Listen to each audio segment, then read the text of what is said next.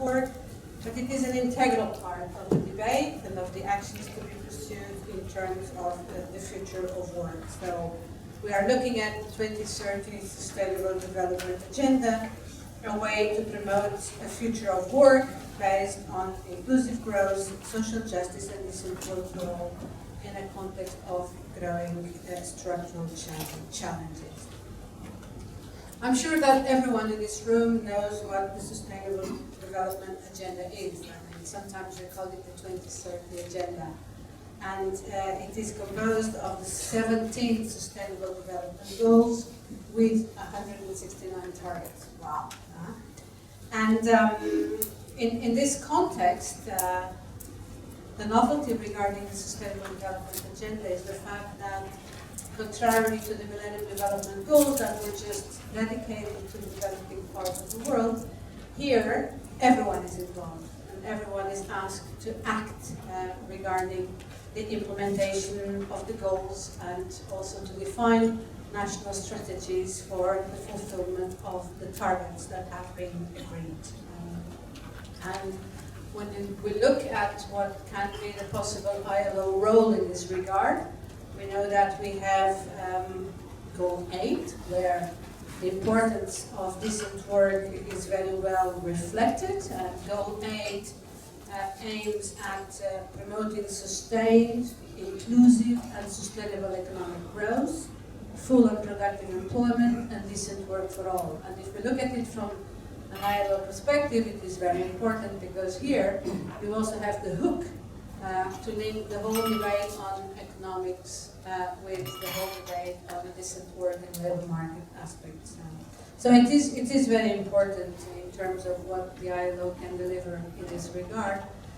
But we should neither be tempted to say, oh, Goal 8, that is the decent work goal, all the rest is irrelevant. It's not true. And I'm sure that we're going to see in the course of this debate that every single goal that is included in this Sustainable Development Goals agenda is relevant for you in terms of your own national action and in terms of what are the interests of workers' organizations, employers' organizations, and governments. So it is very, very challenging to see how this is going to be also integrated into the ordinary work of the ILO with its decent work agenda, and how we can, via the Sustainable Development Goals, support the implementation of the decent work agenda. It's not either one or the other. It's how do we have an integrated approach in order to make sure that the delivery, in the end of the day, is a delivery that is respecting what's agreed in the goals and fulfilling the targets, but also at the same time promoting and pursuing the ILO agenda. So it is my great pleasure to have with us three speakers at this special dialogue that are one way or the other involved with the Sustainable Development Goals agenda. On my left, far left, I have Mr. Patrick Anderson, who's the Chief of the Sustainable Socio-Economic Transformation Section in SCAP. I have on my immediate left Mr. Setio Budiantoro, who's the Program Manager of the SDGs Economic Pillar from the Republic of Indonesia. And Indonesia has been one of the 43 countries that have adhered to what we call the voluntary national review of the SDGs for 2017. And for this year, the topic for these voluntary national reviews is eradicating poverty and promoting prosperity in a changing world. And this reflects action more directly in some of the goals. And if I'm not wrong, it's 1, 2, 3, 5, 9, 14, and 17. Which are the focus of the voluntary national reviews for 2017. But Indonesia and the government of Indonesia, together with the partners at national level, have been doing a lot in order to implement the SDGs. So it's going to be also very interesting to listen to what Mr. Budiantoro has got to tell us in that regard. And then finally, I've got on my right which is strange to have a trade unionist on the right-hand side. Anyway. You look at it from your side, not from mine.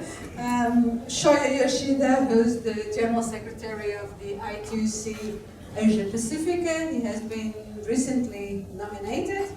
And it is very interesting also to see how the I2C AP is going to embrace this agenda and how the trade union organizations can also be in support and really actors in the implementation of this agenda. So we've got a great panel on this side with persons that are highly involved in this discussion. And I would like to start with Mr. Patrick Anderson from SCAP, because he's got the overview of what's going on in this region. Oh yes, you do.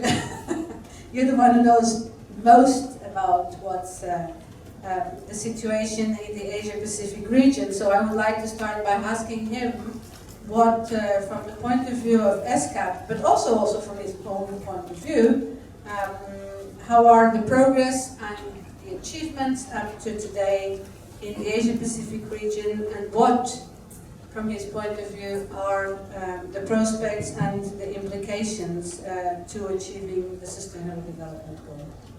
Please. Thank you very much. It's quite challenging to be one of the last speakers in, I guess you've had a very long day. I wasn't with you here in the morning or in the early afternoon, so I don't know what really has been discussed, so maybe I will repeat what has already been discussed among you.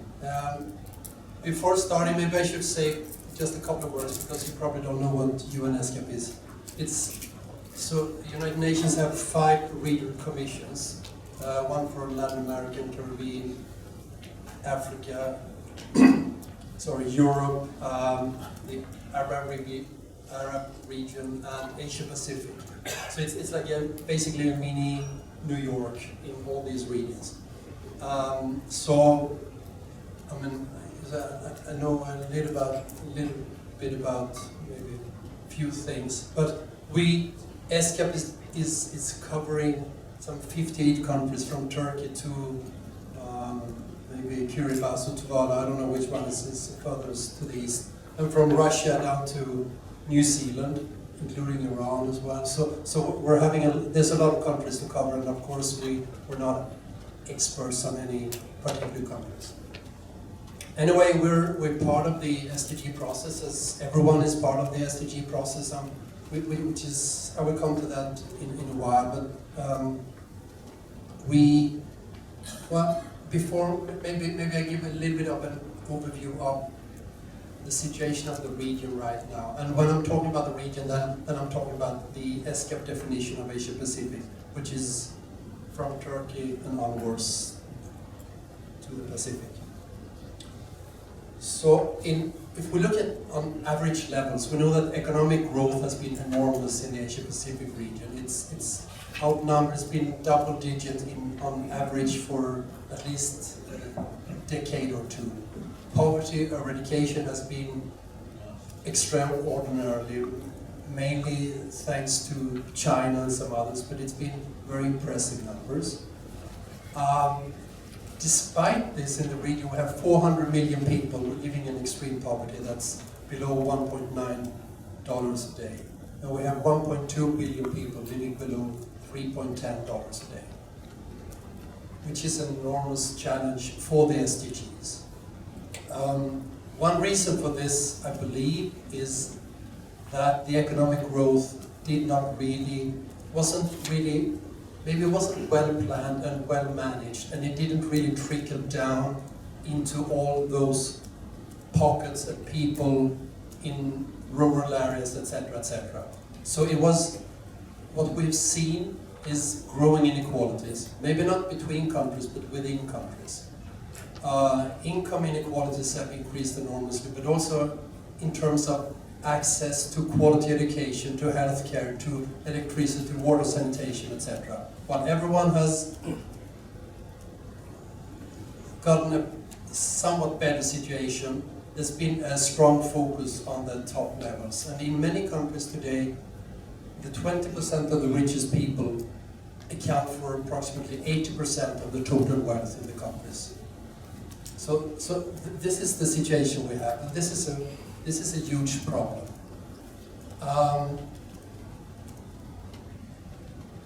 So large groups have been left behind in this enormous process that the whole region have seen. And again, this is my personal view, but I believe that the large informal employment sector is mainly to be blamed for this. I mean, you can't blame the sector, but you know, the economic growth did not create enough decent green jobs. So a lot of people are trapped in working poverty, and by that not covered by any social protection, etc., which I'm sure you have already discussed today. On top of that, the whole region is now experiencing population aging on a rapid pace. I think they usually say that it took France 115 years to become an older nation in a demographic definition, and it will take Vietnam, I think, 15 or 20 years to develop in the same way. So this puts a lot of pressure on public systems and how to care and cater for those people that are maybe in the bottom 40%, if you want. The informal sector is the result of that is not only hazardous work environments, but also that you don't generate that much tax revenue to the government, which means that you have fewer people working, you have more people in older ages, and in some way the state will need to redistribute this unless you will have a growing group of poor people in older ages, which means that employment situation for a lot of people will have to improve and change, and you need to encourage people to enter the labor market, to stay longer maybe. And one of the big pockets in many countries is women who have not been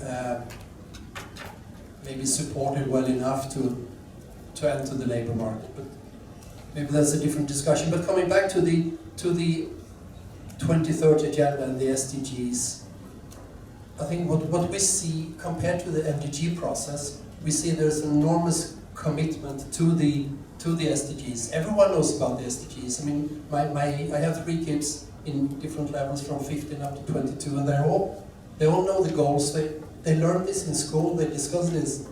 If you had done the same test on the MDGs, no one knew about the MDGs, but despite having 17 goals and the complexity of the 169 targets, you know, it's been very successful in that way.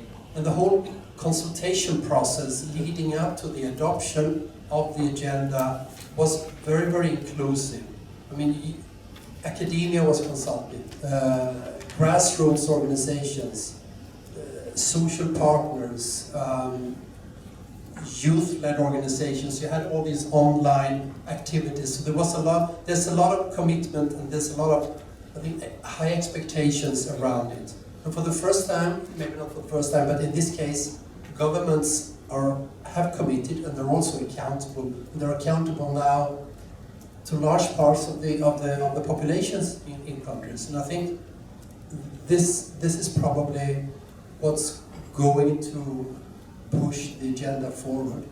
And in terms of the national implementations of the SDGs, I think countries need to continue this, build on this momentum, and have an inclusive process where you involve trade unions, employers, because employers are important, right? Employers are partly also, I don't want to use the word blame, but you know, they need to take their responsibility in terms of shaping the employment situation for people in a better way.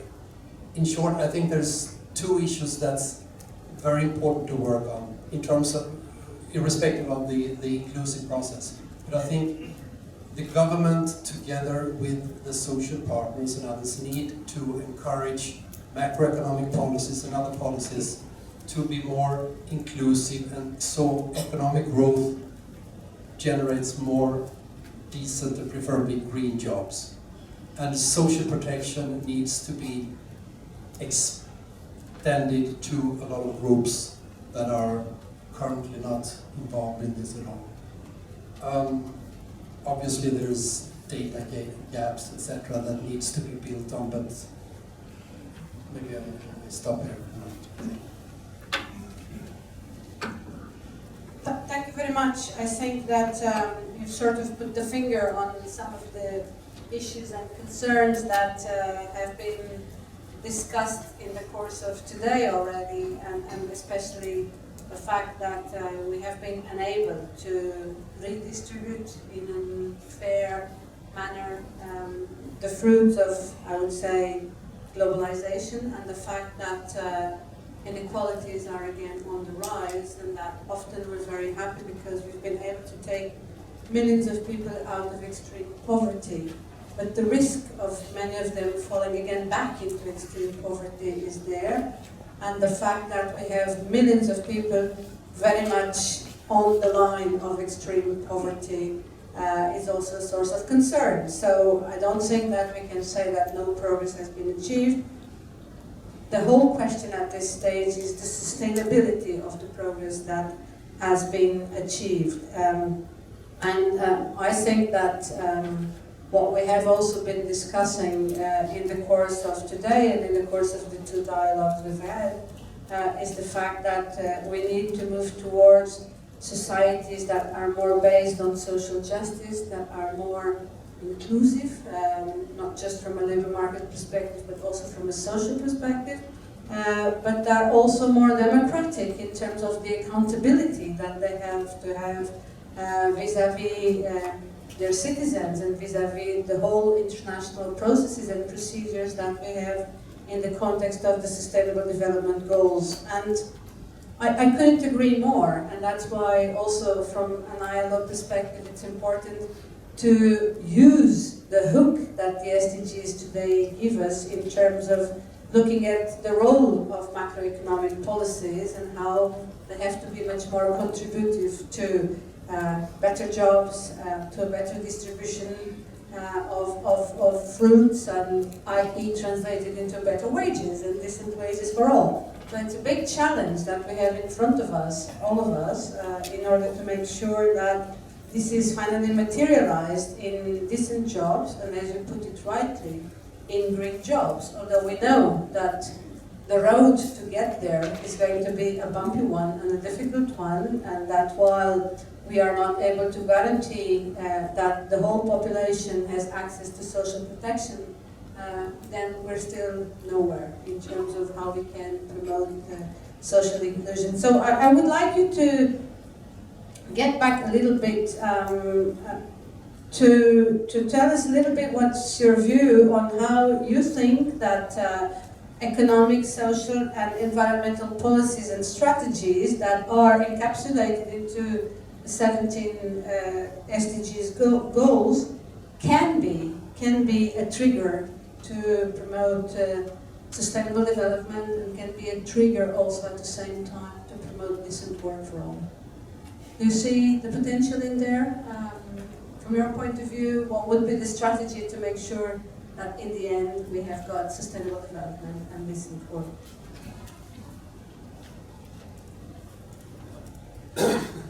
This is a difficult question. We all know that governments don't create any jobs, but they create the platform in which employers, trade unions and workers act, right? So if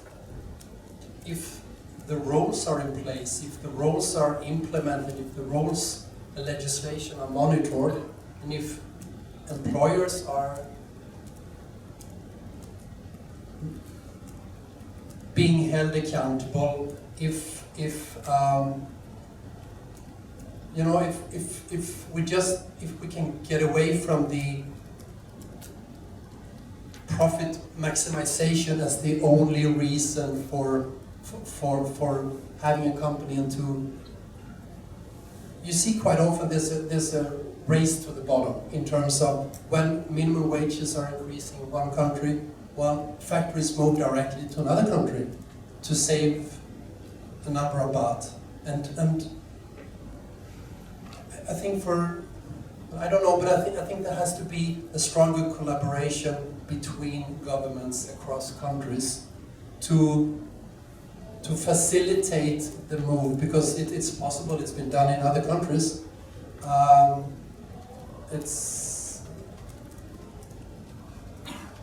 And obviously, I mean, you know, governments need to invest more in people. When governments build a bridge or fund building a bridge, it's an investment in infrastructure. When governments are encouraged to spend more money on people through, for example, increased healthcare, it's always seen as a cost. So I think there's also a change of mindset needed, more capacity building, to understand that investing in people is an investment in society, equally, if not obviously more important than maybe investing in a road. I don't know if I responded to your question. But... No, I think that's the sort of approach we would like to further discuss now when Mr. Budiantoro is going to tell us about the Indonesian experience, because in the end of the day, we may think that the SDGs are a way to stop the race to the bottom that we have been observing, I would say, over the last 30 years, and of this competition on the basis of rights and on the basis of terms and conditions, and that a competition in between states instead of promoting a competition in between enterprises, because they're the ones who need to compete amongst themselves, not the states reducing the levels of protection of their citizens or of their workers, and that includes, of course, reducing protections in terms of the labor legislation, which many countries have been downsizing and downgrading on the basis of attracting foreign direct investment on this unfair competition and race to the bottom, and also on how far we consider that, for instance, the ILO with its body of conventions and recommendations and the further development of that body of international regulation that is respected and applied across the globe also contributes to stop this race to the bottom. And that's why, in the context of also the SDGs, the whole area of regulation and the ILO instruments is so important. And also the whole question of social dialogue and participation. So, has that been part of the strategy that you have put into place in Indonesia? Do you want to tell us a little bit about that? Yeah. Before I answer about that, I think I would like to share the overview relates to what has happened in Indonesia relates to the implementation of SDGs, and actually we are proud that Indonesia is considered as one of the most advanced countries in the process of implementation of SDGs, especially for the inclusive process. So just 1 or 2 weeks ago, Indonesia, we have just issuing a presidential decree about implementation of SDGs, and the president who is lead the implementation, who is become the leader for the coordination team, and the Ministry of Development Planning, which I work, has become the coordinator of the implementation. And what is interesting of the presidential decree is that it's currently the inclusive process. So all of the non-state actors, the main stakeholders, like CSO, academics, experts, trade union, and then also employers, philanthropy, is part of the implementation team. And it is guaranteed not only in national level, but also to sub-national level. So all of the level, government level in Indonesia, from national and then sub-national, provincial level, we have 34 provinces, and they must implement SDGs. And what is interesting of SDGs is that we have so many indicators that that make us should really concern about what will we achieve, and it will be monitored and evaluated. And actually, if we see the indicators of SDGs, global indicators is 241. But in Indonesia, we have indicator that really precise to the indicators of global indicator. That is about 86, and then we have proxy of 76, and some of indicator we should develop. But if we consider all of the indicators that Indonesia have, we have 320 indicators that try to answer about the indicator of SDGs.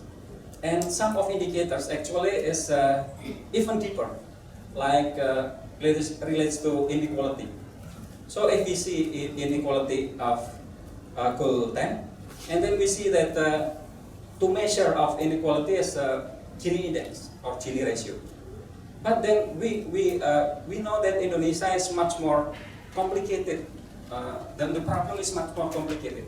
So it's not about the economy, but also relates to the region, the discrepancy, the inequality among regions, city and rural and city, and also relates to women, relates to gender, and so it's much deeper. Even sometimes we have like in goal 1, we have one indicators, and we to translate one indicator, we have like for social security, we have 7 indicators to answer one indicator, because one indicator related to social security. Of course, social security is so many. So we translate to the proxies, and all of the indicators we have the target that we want to achieve until 2019. That is because actually Indonesia is one of the our previous president. He was the eminent person for post 2015 agenda, and that is why our national medium-term planning already mainstream the SDGs agenda to our national planning. So from 169 targets, we already have almost 100 targets that already in our national development planning, and we plan that for the next medium-term planning for the 5 years, we will include all of the targets of SDGs to our medium-term planning. And what is very important relates to especially for the goal 8. I would like to share experiences that we have the metadata. So all of the 320 indicators, we have the metadata. So about the definition, the operational definition, about the disaggregation, about how periodic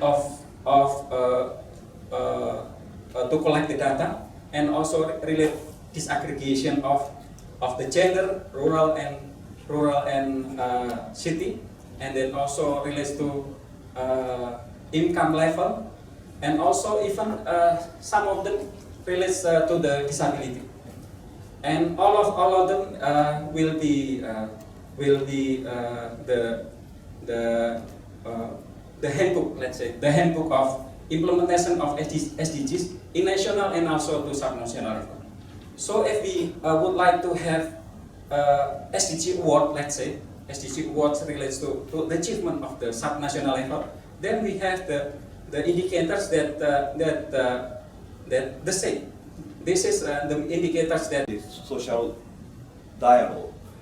And I just explained our effort related to the Agenda 2030, including our own independent analysis. And I also do the same thing for the future of work. Because of course, future work has been, all the government has been encouraged to have the national dialogue with the social partners at the national level. But unfortunately, in this region, in many or in some countries, nothing has been done. And if something has been done, but there's no assurance for trade union organization to be involved in the process of the future work, national debate. That's why we will organize ITUCAP conference in October just to find out how the trade union have been involved in the process of the future of work. So maybe this will be a good contribution to the global-wide conference, which will take place in October. Yeah. Thank you very much. We still have a little time, so I'm going to propose to not to have speeches on the part of the floor, but to have quick targeted comments, and especially to ask colleagues to share, if any, what has been their national experiences regarding the implementation of the SDGs, and how do they see the link between the SDGs and the future of work debate, because they're intimately related, and of course the decent work agenda. So we will have room for 3 or 4 comments, and then I'll kick it back to the colleagues up here, and then we'll wrap up. Okay. So I've got 4 hands, and I think that's it. So I'll start with you. Sorry, I don't know your name, so you need to say who you are and where you come from. And you need a microphone. So.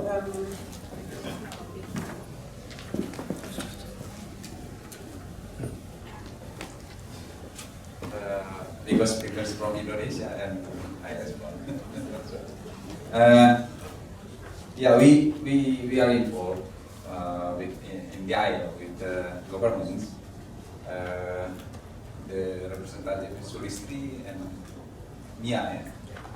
But I think it's more not only economic, because coordinator is economic. I think also needs to import more human rights example, yeah. And also the Minister of Power, because he is also the response for this issue.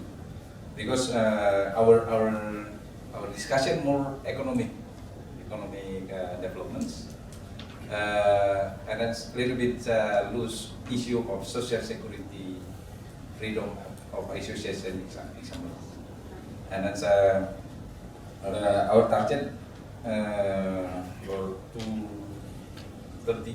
Yeah. It is for the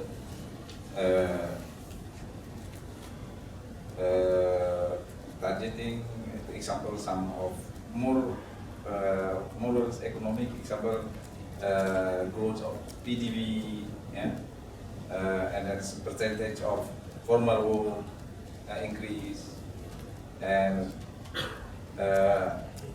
access for micro credit for the micro industry, and also full employment for youth, and also for growth of employment demands. It is more economic agenda. I think we also need to more social agenda, like social security, and also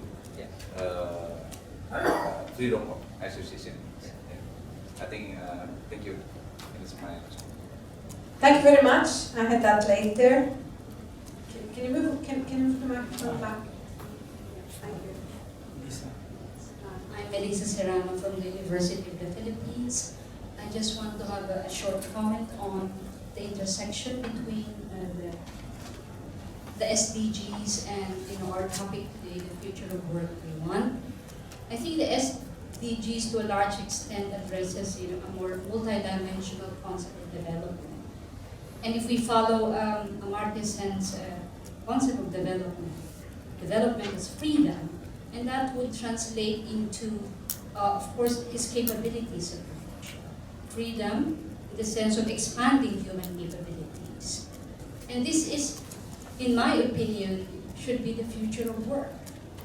The expansion of human capabilities should be one of, if not the main objective of why do we have to work? Why do we need to work? Because with the expansion of human capabilities, we'll be able, that would enable us to do a lot of functions, political, economic, social, etc. And of course, to get rid of many unfreedoms, like what Amartya said. And then, of course, for me, with the expansion of human capabilities are very critical, of course, in the full development of human potential, which I think should also be integrated, in any debate regarding the future of work, or the work that we want. Thank you. Can you give the microphone to the person in front of you? In front? Yes. Thank you very much. Again, Apolinar from Building and with Workers International. Sticking to the main theme of the session, way towards, as the BWI also embarked on its fourth global congress, one measure that we have to sustain is to continue challenging the current neoliberal paradigm. Because if we will have the intersection, as Melissa is saying, the future of the work that we want, the Sustainable Development Goals 2030, but on the other hand, like Sister Lakshmi said, RCEP is being negotiated in India. If we don't denounce this free trade that will undermine, that will rape environment, that will make it difficult for unions to organize and so on and so forth, our effort will be in vain. Right? We have to reclaim again and again, for example, the public utilities that have been privatized. Meaning the government have to reinvest in education, reinvest in infrastructure, and hospital, and so on and so forth. At the same time, we have to sustain the momentum of the pockets of resistance, and trade union will play a vital role in this. We have to denounce practically pseudo-bogus self-employment, masquerading that this is like a platform occupation, on-demand type of work, which is actually an attempt to avoid responsibility over these workers on their social protection, health, and medical insurance. These are all bogus, and there are national laws, for example, in Indonesia, or in India, saying that there are only 5 type of outsourcing that is regulated by the government. We have to see more and more examples, like again in India, the Mahatma Gandhi National Rural Guarantee Act that provides assurance like a stepping stone of what Joshua said on the minimum universal wage and so on. And we should not again, as I said this morning, lose on putting always the political dimension on the current debate on now on the future of work that we want, and now on the Sustainable Development Goals. Thank you. Can you move the microphone to your right? My name is Joshua Mata. I'm from Centro, from the Philippines. Just to adapt to what my colleague Dong said. I wanted to say this in the last panel as well. I think it's important that we take note of the economic development paradigm that will contradict what we intend to do for the future, at least from the perspective of trade unions, and that's what Dong explained. But my question is very practical. Would it be possible for the ILO to also come up with a study that would show the contradictions, the contradictory policies that would undermine the development goals that we have identified under SDGs. Is that possible? I think it doesn't have to be a law, but at least to flag for all governments. As if we don't know. As if we don't know. To flag to all governments what are the contradictions in what they're doing in terms of FTAs, investments, ISDS, etc., etc. Okay, anyone with a burning comment at this stage? No? So I'm going to give the ball back to the panel for any final comments you may have. Yeah, if we actually if we see the big picture, I mean the SDGs, actually it's not only in economic side, and in Indonesia we divide SDGs to 4 pillars. So social pillars, and then economic pillar, and that is responsible, and environmental pillar, and also governance and justice and governance. So that is the pillars that to make much more organized. So, but of course, this is not separate each other. And for the social pillar is one, goal 1, 2, 3, 4, 5, and then for economic pillar is 8, 7, 8, 9, 10, and 17. And the rest, some of the goals that the pillar that are responsible, and relates to for the freedom of association. Actually, that is in goal 8. Actually, is already included, and relates to the freedom of association is also mentioned, also emphasized also in goal 16. So we have in some of the goals, actually there are sometimes the same. So if we concern about let's say like energy, the electricity, that is the goal 7. Actually, that is also relates to goal 1 because poverty also relates to access to electricity, and also relates to amortization. Actually, I also already have experience to translate the amortization thinking using the multidimensional poverty. So measurement index, measurement or index, and we should define actually. What is human capabilities, and then what is the indicators that we have. So philosophical thinking should be translated to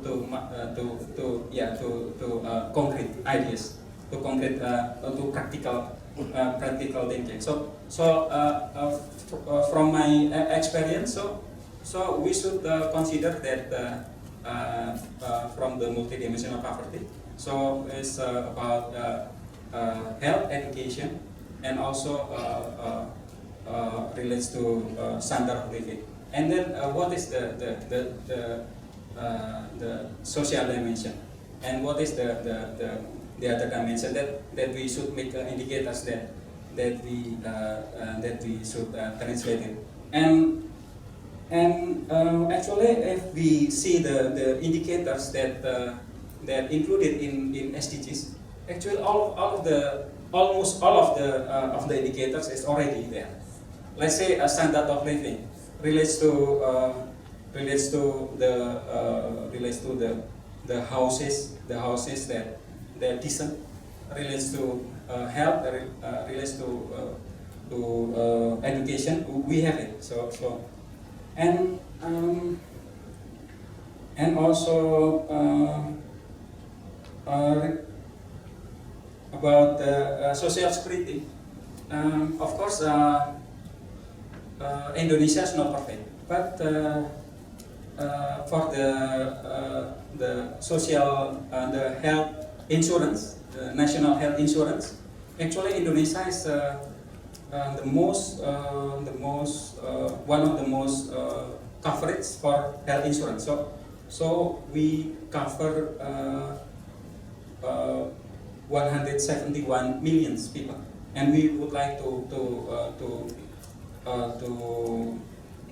include all until 2019. And this is very interesting because we see that the ideas of conservatism is rising, but Indonesia is different in this case. We now, this is because of also like the previous speaker from Indonesia said, this is also the achievement of workers to consider issues that beyond the basic right. And this is, I think this is a very good milestone that now, of course, we are now still struggle, but now we try to have the social security and relates to health and also to relates to the employment, the pension fund, and many things, health and many things. So that is the things that we try to achieve, and that is also included in the indicators that we would like to achieve. And I think, of course, we have the ideological thinking, but then now the challenge, especially now, relates to the labor movement. I think now we should have very good argumentation, very good data and everything to discuss, to debate in this window of opportunity, and then to select the indicators that we have, and then the measurement that we would like to achieve, and that will be the action plan. If the action plan, let's say the government action plan, and then we will secure the budget. So I think this is very strategic that our agenda to be included in the development plan. But the challenge is, of course, we should make good argumentation and everything. So what is ideal for us, and then to be agreed together. That is, I think, that is the most challenge that we have. There was no question now, right? So we can say whatever we like. Exactly. Well, very briefly, someone said that there's too much focus on the economic side of the equation, and I think, of course, the core of development is democratic institutions, human rights principles, the social sector. However, if the economic model is flawed, the human rights principles and the other sectors don't get the attention it's needed, and all these systems are violated. So I think we can't reduce development down to building an economic model, but I think it is critical for the whole SDG and the future of labor or employment to have a sensible, maybe new economic model for private sector companies and for governments, to build this more inclusive societies. And we know that poor people, if they get 10 cents or $1 more, they consume it all, because there's no room for savings. So everything is consumed.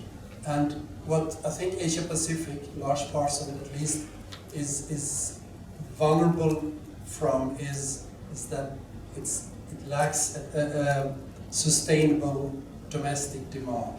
it's export driven, right? So if workers' salaries, if living standards through better jobs, higher wages, social protection, if that can lift the living standards of people in the region, you will have a boost in domestic demand, and which I think is the fundamental. I think social protection and good jobs are quite fundamental to the whole implementation of the 2030 agenda.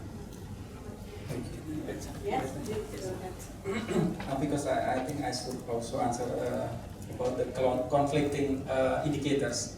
Actually, if we see the indicators in SDGs, some of indicators actually conflicting. Let's see, relates to goal 11 about sustainable cities. So sustainable cities also talking about the houses that people that they should live. But then it will conflicting to the let's say goal 2 relates no hunger about the productivity of agriculture, because the land of agriculture will be reduced because of the houses. And then also let's say for the goal 9 related to industries. So if we have so much industry, and then what about the environment? So there is some indicators that we should consider wisely to have what is it that each of the intention is in indicator that in the action plan that we would like to achieve.